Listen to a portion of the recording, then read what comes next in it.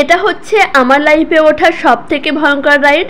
এত ভয়ঙ্কর রাইডে আমি আগে কখনো উঠিনি। এই দিনও ওঠার কোনো ইচ্ছাই ছিল না। আমার হাজব্যান্ডের আবার এইরকম ডিফারেন্ট কিছু দেখলে অবশ্যই আমাকে ওঠাতে হবে।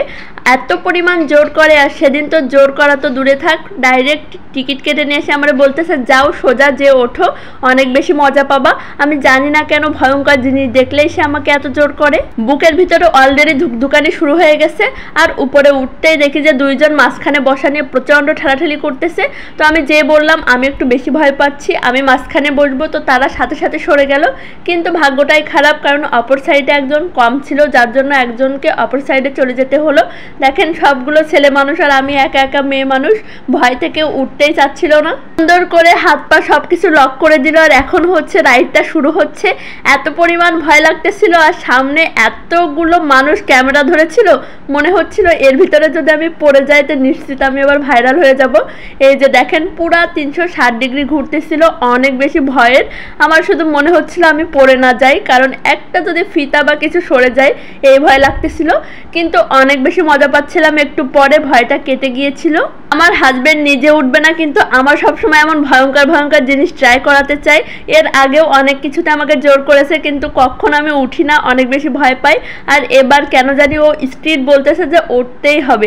আমি ওকে বললাম উঠতে, কিন্তু সে কোনোভাবেই কিন্তু উঠলো না, আমাকে জোর করে উঠালো।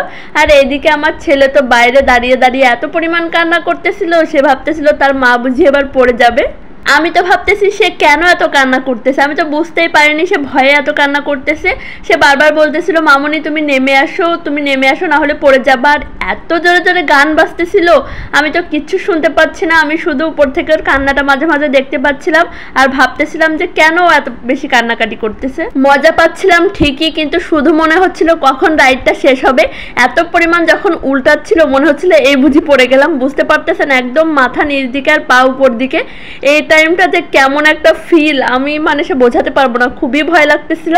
কিন্তু এবার সাহস হয়ে গেছে। এমন ভয়ঙ্কর ভয়ঙ্কর রাইডে উঠলে ভয় লাগে ঠিক আছে, কিন্তু মজাও কিন্তু লাগে, অনেক বেশি মজা পাচ্ছিলাম। মনে হচ্ছিল যেন টাইমটা শেষই হচ্ছে না। আমি তো ফার্স্টে ডিসিশন নিয়েছিলাম যে কোনোভাবেই উঠবো না, কিন্তু যখন দেখলাম আমার হাজব্যান্ডের টিকিট কাটা শেষ, সে অলরেডি আমাদের ঢুকায় দিচ্ছে, তখন আর কিছুই করার ছিল না, বাধ্য হয়ে চলেছিলাম।